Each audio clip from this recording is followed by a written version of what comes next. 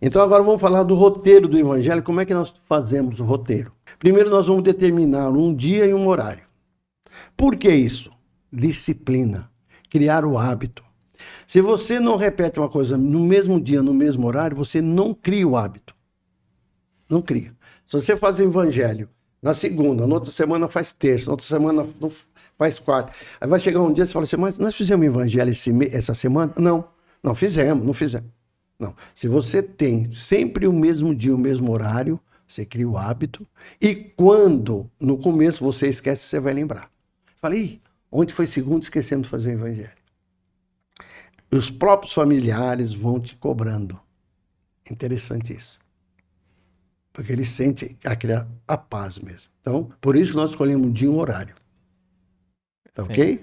E aí, nesse caso, vamos supor, você falou dos familiares. Nesse caso, então, é até interessante ver com todos qual que é o melhor dia que todo mundo, né? O fluxo que cada um tá em casa. Exatamente. Eu, por exemplo, eu faço no domingo, 8 horas da noite.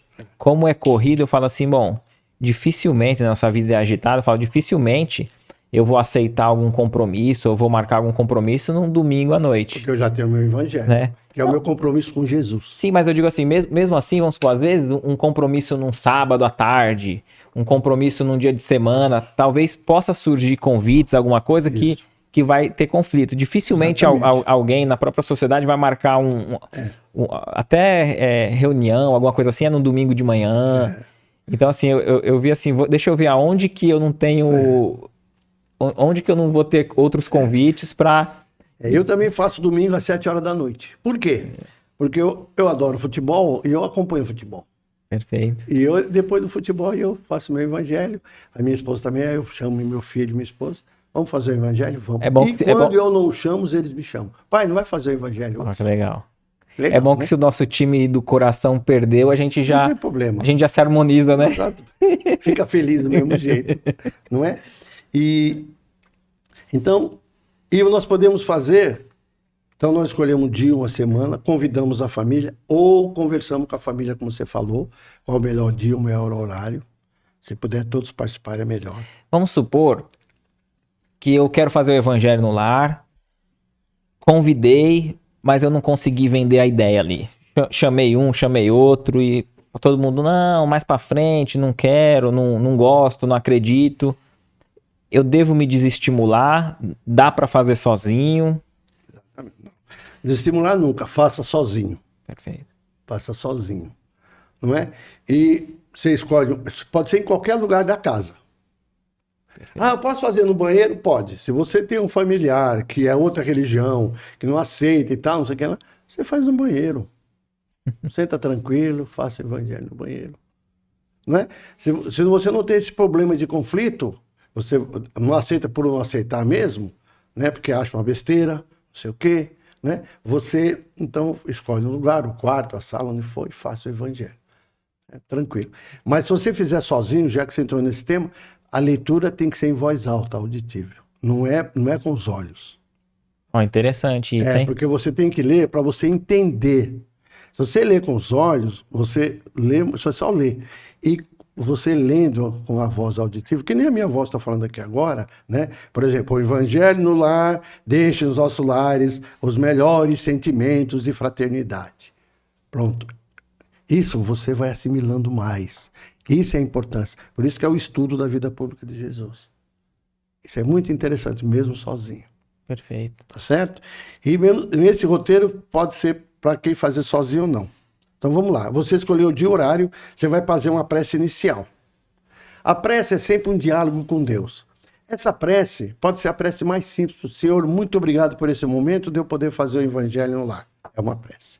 Se você tem dificuldade, faça um Pai Nosso. Se você acha melhor você escrever uma prece, pode escrever. Não tem problema. Você escreve, aí você lê aquela prece. Não tem problema nenhum. Tá ok? Agora, aí nós vamos começar o Evangelho sempre pelo capítulo 1 e vai até o capítulo 28. Sequencial. Interessante, porque Sequencial. tem pessoas que têm o hábito de abrir ao acaso. Isso. Por que é melhor sequencial? Bom, sequencial é melhor, porque primeiro eu vou te garantir uma coisa. Se você abre por acaso, você nunca vai abrir o livro na primeira página e muito menos na última.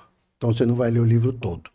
Começa. Segundo, você sempre começa mais pelo meio ou pelo um quarto aqui e tal. Aí depois o livro vai ficando vicioso e o evangelho lá não é uma roleta.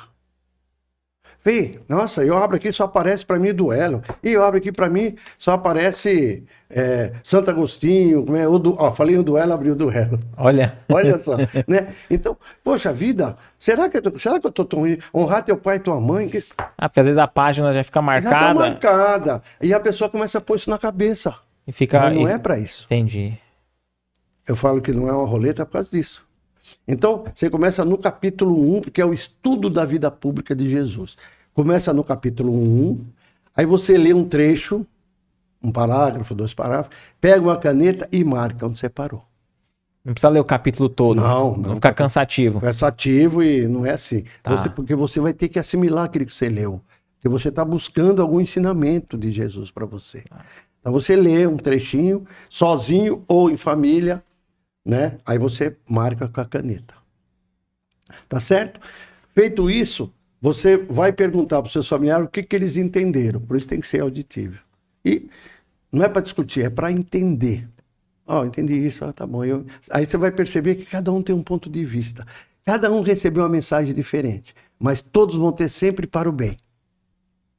Perfeito. Vão entender a moral de Jesus. Não é? Então, faz um pequeno comentário de cada um, tá? E aí, feito isso, nós vamos vibrar. Se alguém falar assim, não, eu prefiro não comentar, não Também entendi. não tem problema. Tranquilo, Não tem né? problema. Deixar à vontade, né? Repare que o evangelho lá é a harmonização. Nunca que vai ter uma discussão, nunca, sempre. Tá bom. Eu tô fazendo o evangelho, aí caiu lá o duelo. Aí falou, tem que perdoar, tal. Aí eu vou e falo, tá vendo, meu irmão? Semana passada você viu o que você fez. Nunca. Isso não é uma mesa de julgamento ou coisa desse tipo. Né? Tá certo? Então vamos lá. Então você fez o evangelho no lar, você leu o evangelho, marcou para outro dia você começar a fazer, e aí você vai vibrar. Vibrar não é uma prece. Vibrar é levar o pensamento para aqueles que mais necessitam. Né? Vibra para o morador de rua, vibra pelas pessoas enfermas. Então a prece no início é um diálogo meu com Deus. Isso. Né? Isso. A vibração... É o seu pensamento, o seu compromisso para com o próximo. Como se eu estivesse doando uma energia para esse... Com certeza você está doando. Perfeito. Com certeza. Não é? Tanto é quando nós vibramos para os desencarnados, eles vão receber essa vibração de amor, de tudo. Vão receber e vai ser um bálsamo para eles aonde eles estiverem, em qualquer situação. Principalmente aqueles sofredores. Perfeito. Sempre. Né? Então, se você tem vontade de vibrar pelo seu pai, para sua mãe, vibre. Não pode estender, porque a sua casa não é preparada para isso, mas você pode vibrar, por exemplo, vir para sua mãe, para seu pai hoje, na outra, para o seu avô, para coisa desse tipo. Eu posso tanto vibrar por desencarnado, por alguém, por um encarnado. Isso. Posso vibrar ali por aqueles que estão no meu lar, que não quiseram participar, por exemplo. Isso, exatamente, que na próxima eles venham, estejam, tá? Vibro pelos os enfermos que estão nos hospitais, em particular pelo meu amigo João, que vai fazer uma operação, tal. Essa é a vibração. Mas não esqueça de vibrar pelo seu lar, pelos membros da família. Vibro pelo meu lar, porque a compreensão, a harmonia, a proteção dos espíritos de luz que estão aqui conosco, Jesus. Proteja todos nós. Aí vibra. Durante essa vibração, se entre os familiares tiver alguém ali que sente um envolvimento espiritual, que tem mediunidade, isso, né? Como proceder? Exatamente. Vamos lá. O Evangelho no Lar, ele não é uma sessão mediúnica. Não é. Mas pode acontecer? Pode. Deixe a pessoa tranquila, faça uma oração. Vibramos para que a nossa irmã fique tranquila, então você faz sua oração. Pai Nosso, Ave Maria, todo mundo pensando. Tá bom? Aí a pessoa ficou melhor. Aí aconteceu outra vez no outro Evangelho Lar. Então o que nós sugerimos? Procurar uma casa espírita e ver qual é a assistência ideal para esse seu familiar.